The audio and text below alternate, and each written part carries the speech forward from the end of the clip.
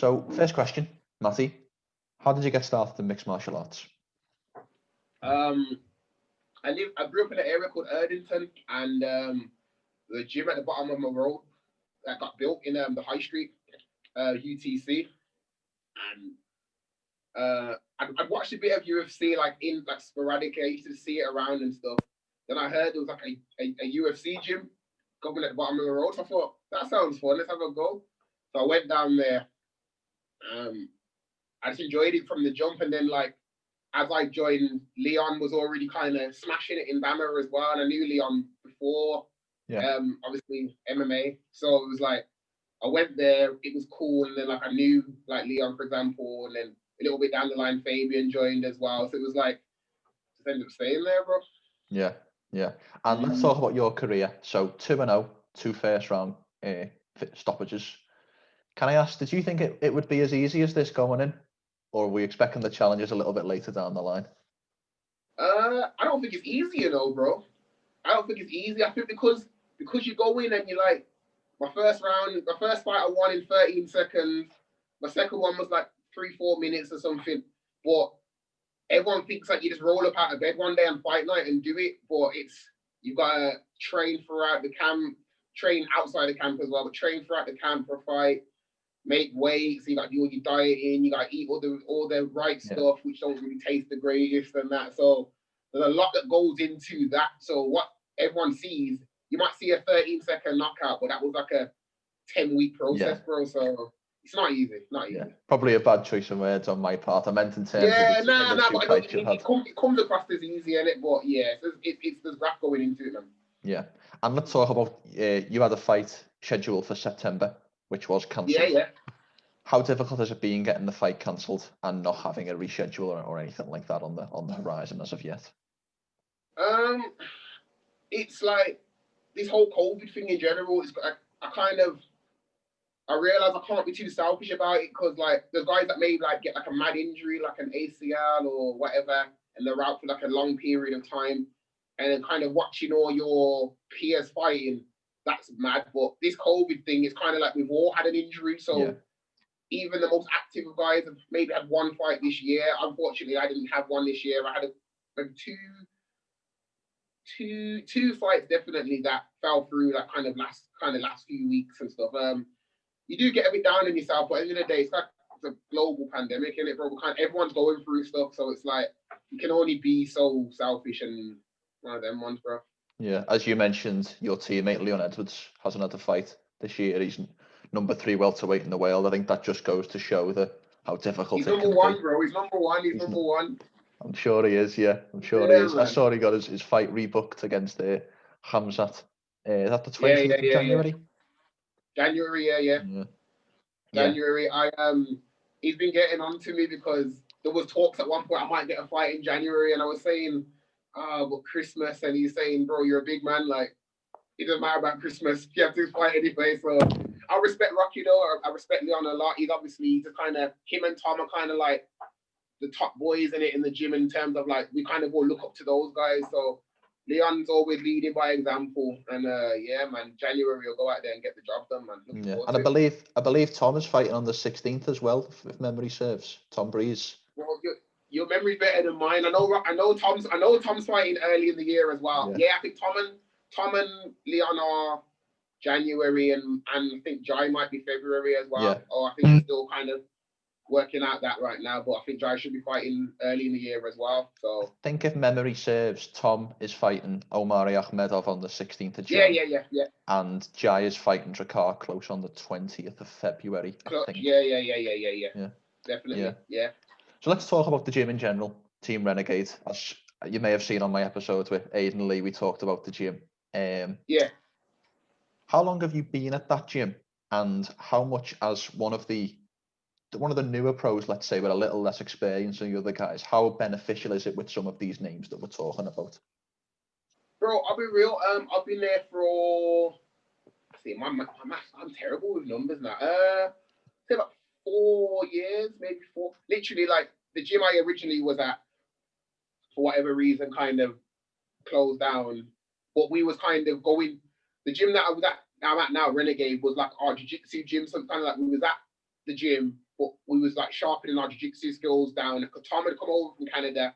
He moved to back to Birmingham, opened up Renegade. Well, we were training at Renegade, so he was saying to us like, you can come over and work in jiu-jitsu, and it kind of just so happened as one kind of door closed, another door open, because we were kind of going between the two gyms anyway. So it was just like that's why I kind of struggled with when I actually went. Because I was going there before my other gym closed down anyway. We kind of just transitioned through. And you asked me another question. I can't remember what just in terms of the experience we've got in the gym. The best example of it is Jai. Jai's always been like, Jai was like a very like technical striker. Jai was a really good fighter. Like Jai come with a good package already, but over like 18 months to 2 years of being at Renegade, Jai went from being like a very good level MMA fighter to he's in the UFC now, like world level. I've seen Jai mix it up with, because our gym, we always get people coming from like big promotions here and stuff to come down. Whenever they're in Brum, they want to come to Renegade and train with us, and that's cool.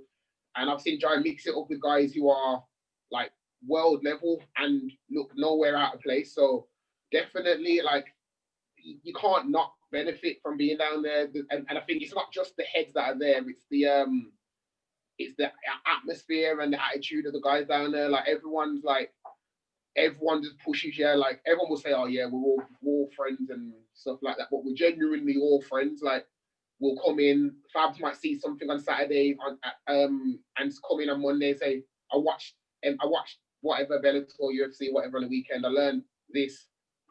Let's have a look at this, and then we'll all just learn. So we all learn off each other and just grow. It's a really good gym, man. Really good gym. Yeah. Even Jai, who you've mentioned there, the obvious headline about Jai Herbert this year was the stoppage, the knockout, and all the Herb Dean versus Dan Hardy thing. But I think when you watch that fight, Jai Herbert was quite clearly 2 rounds to no up. He really looked impressive, and it was just an unfortunate punch that landed, which is part of the sport, isn't it?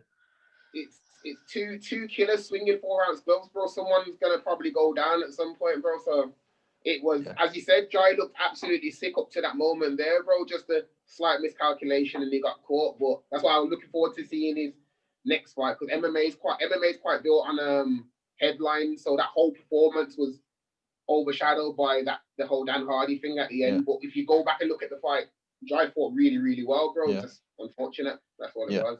Yeah, man.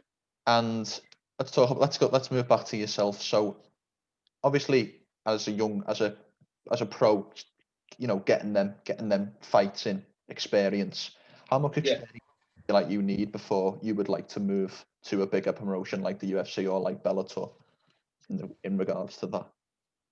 I'll be same with Jai, to be honest, bro. Like, we've got high level pros in our gym. We've got Cage Warriors world champions. We've got world champions from other promotions.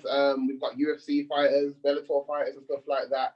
And obviously, I get my licks, bro. There's some days I just get absolutely battered in it, but I hold my own in it. So I feel like today, right now, if you put me in there with a lot of the top guys, I definitely hold my own. But as you said, it's just about experience, really. So I don't know. I don't reckon there's really a number to it per se. I think it's just more about the time you put on the mat. I think that's more than anything, to be honest. Because the more you learn on the mat is the skill set that you will bring when you go in there. So this year, even though I haven't fought this year, I've leveled up a lot in terms of strength. I've leveled up in terms of skill set and even mindset as well. I feel like this year a lot of people had to mature. But I don't know. I feel like I've matured anyway. As I said, me 18 months ago saying it's not all about me. Other people are going through stuff as well that you wouldn't have heard that come out of my mouth, bro. I would have said, woe is me. I'm so upset, blah, blah, blah. But as I said, bro, I feel like the skill set I could take into my third fight, I said I'm 2-0 now. I feel like the skill set I'll take into my third and fourth and fifth fight is a lot more advanced than I've already shown. I feel like I've got a lot more to show.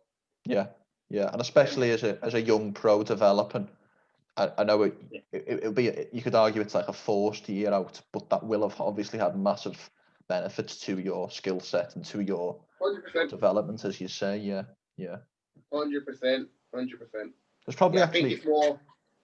Oh, go on. Sorry, my apologies. No, I was gonna say, I think it's this year has been what you've made it, because I guarantee there's pros that maybe don't fight anymore, but maybe they might be a thing of, you know what, it's been so hard, I've had to do, you know, this and that, and MMA has to take a back burner, and you know what, I might not do it anymore. So some guys may have fallen off the path, and I can't knock them, because it's been a real year, bro. It's been a real year. Yeah. Like, people been furloughed and all that stuff there. It's been a real year.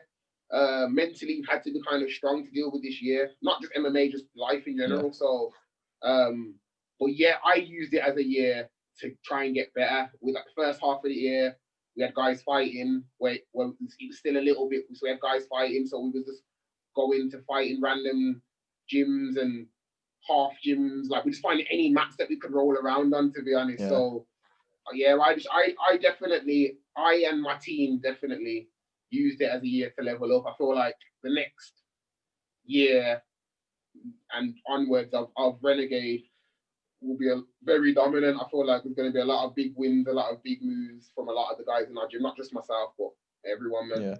Even if we touch on Leon for a second as well, Leon, yeah. I would argue, I remember writing a piece about this, saying that Leon was probably the worst hit MMA fighter as a result of COVID, because that UFC London was his coming out party. He was the favourite against Woodley. We don't know what would have happened.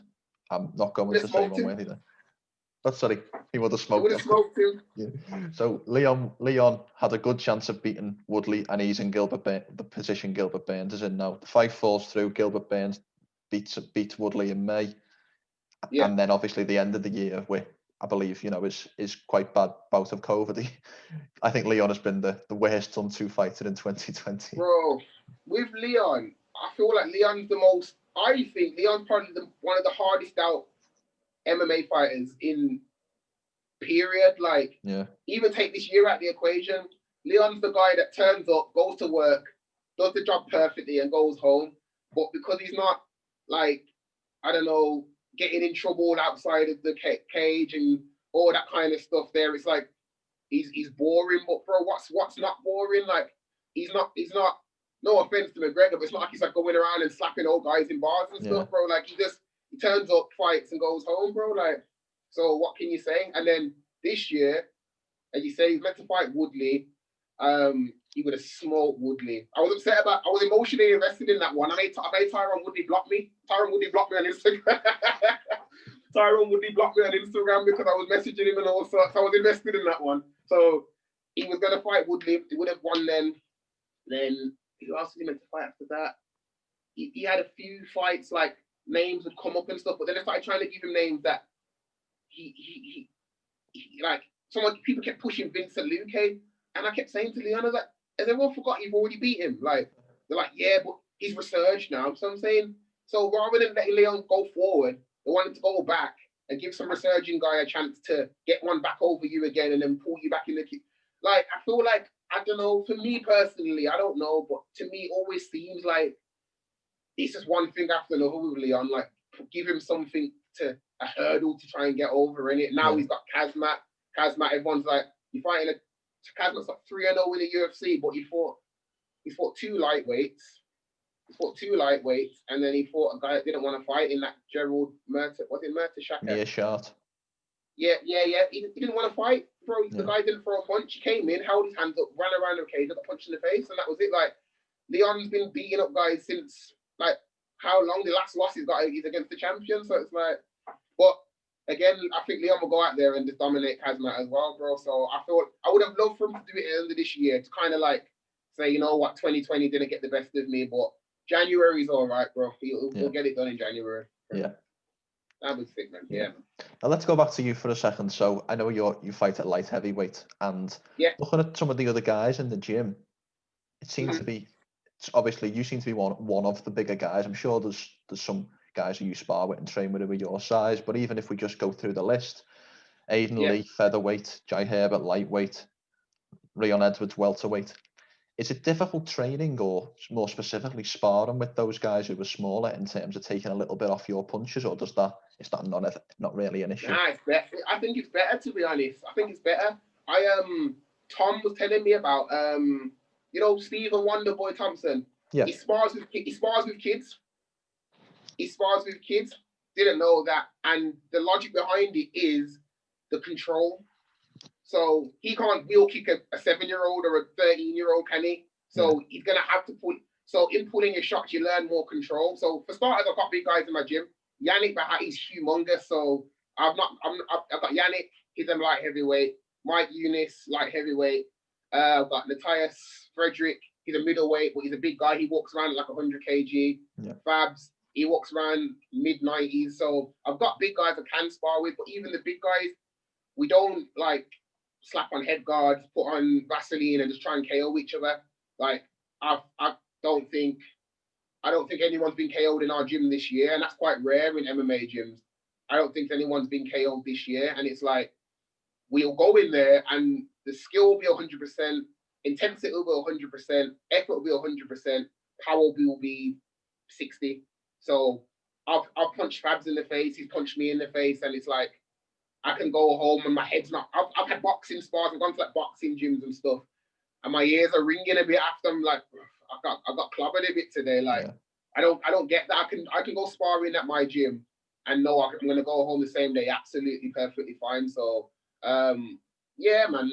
And again, even if I'll spar Aiden sometimes, and we'll just do like technical sparring.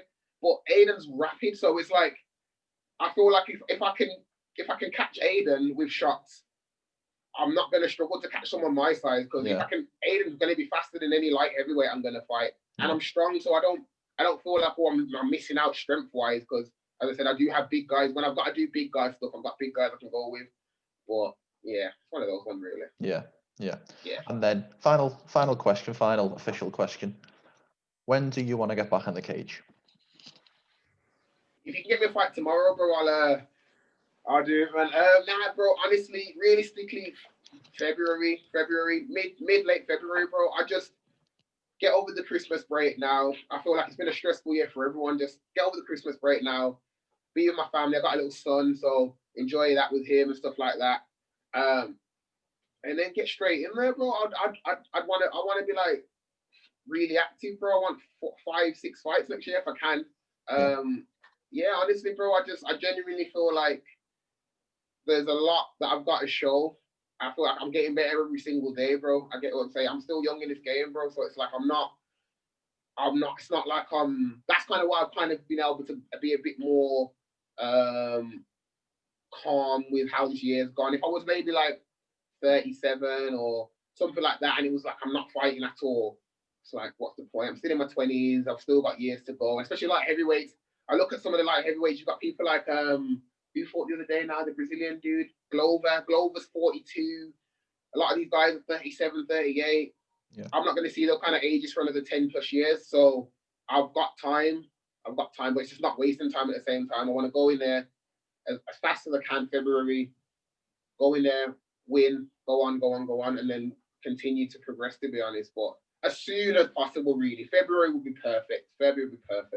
Definitely. Brilliant.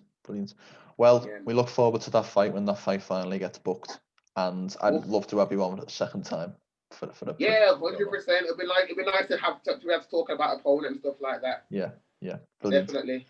How can people find you on social media, Matty? See, put me on the spot now. I'm on Instagram. That's Matty Byfield MMA. You'll just type Matty Byfield, you'll find me on there. And then from my Instagram, you'll find all my other social medias on there as well. But the main one I'll go on is my Instagram, Matty Byfield MMA. You'll find me on there, and then from there you'll find everything else. Okay, brilliant. And before we end, is there anything you'd like to say? Nah, man. Just thanks for having me on there. It's nice when people come and they just pick the brains of fighters. Sometimes you just the people think that we're just dumb cage fighters with no brain and no, but we actually there's logic to some of the stuff we do anyway. So just thank you for having me on, bro. Thanks for having me on, and I definitely hope to speak to you really soon, man. Brilliant. It was a pleasure. It was an absolute pleasure.